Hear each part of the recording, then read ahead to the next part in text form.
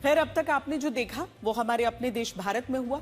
उस भारत में जिसे कई लोग इसे फैशनेबल मानते हैं कि भारत को असहनशील कहें, लेकिन असहनशीलता होती क्या है और किसी देश में अल्पसंख्यक कैसे खतरे में आते हैं, उसे आज आप हमारे अगले विश्लेषण से समझिए। कल हमने आपको बताया था कि बांग्लादेश की निर्वासित लेखिका तस्लीमा नसरीन करीब 20 साल बाद कोलकाता वापस लौट रही हैं। उन्हें कोलकाता और उससे पहले बांग्लादेश इसलिए छोड़ना पड़ा था क्योंकि इस्लामिक कट्टरपंथियों ने उनका विरोध किया था और उनके मशहूर उपन्यास लज्जा के खिलाफ फतवे भी जारी किए थे। और ये पूरी कहानी कल हमने आपको विस्तार से बताई थी, लेकिन आज हम इसका दूसरा भाग लेकर आए हैं और आज मैं अपने साथ इस उपन्यास की एक कॉपी भी लेकर आई जो साल 1993 में प्रकाशित हुई थी। आज हम आपको यह बताएंगे कि इस उपन्यास में ऐसा क्या था कि बांग्लादेश के इस्लामिक कट्टरपंथी से बर्दाश्त नहीं कर पाए।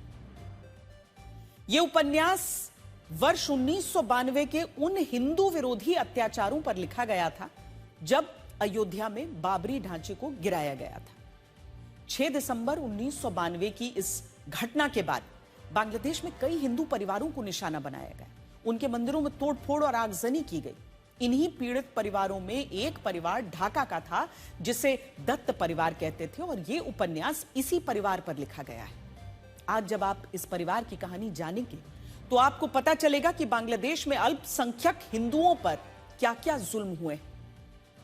जिस दत्त परिवार की इसमें कहानी लिखी है उसमें कुल 4 लोग थे। सुधामय दत्त, उनकी पत्नी किरणमयी दत्त, उनके बेटे सुरंजन दत्त और बेटी नीलांजना दत्त। यह परिवार पहले बांग्लादेश के मैमनसिंह जिले में रहता था और यह वही जिला है जहां पिछले साल दीपू चंद्र दास की मॉब लिंचिंग हुई थी। तस्लीमा नसरीन ने इस हिंदू परिवार पर यह उपन्यास इसीलिए लिखा क्योंकि वो भी इसी मैमनसिंह जिले से थी और वो बताती हैं कि यह हिंदू परिवार बहुत पहले मैमनसिंह जिले से राजधानी ढाका आ गया था। कारण यह था कि जब सुधामय दत्त की बेटी नीलांजना दत्त 6 साल की थी तब उनका कुछ लोगों ने अपहरण कर लिया था और इस घटना के बाद यह हिंदू परिवार इतना डरा कि वो अपनी 10 लाख की जमीन को 2 लाख रुपए में बेचकर ढाका चला गया।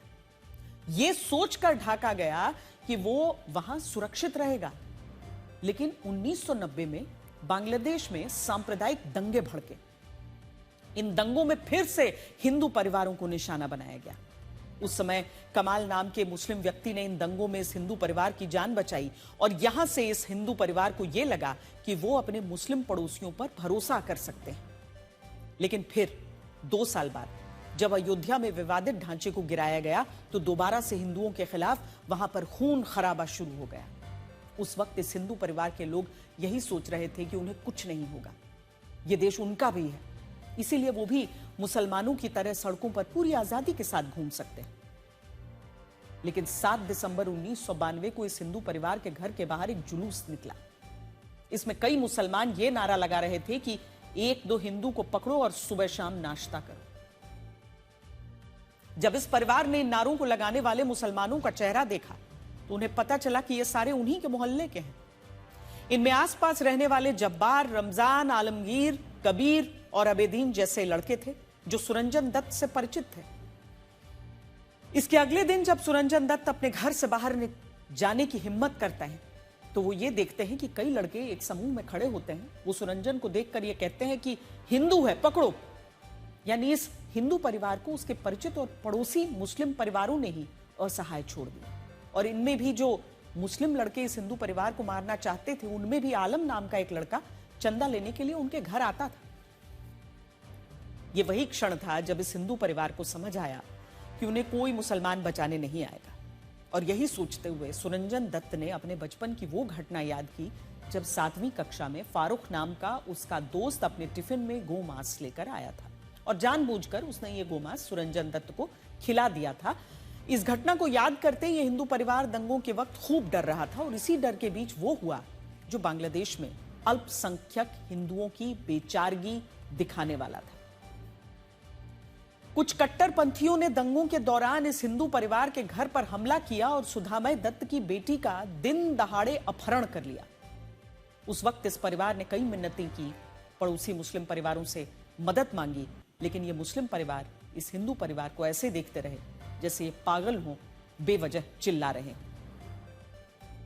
यहां पर इसका जिक्र करते हुए तस्लीमा नसरीन लिखती हैं कि किरणमयी के दरवाजा खोलते ही अचानक 7 युवक धड़ाम से अंदर घुसे।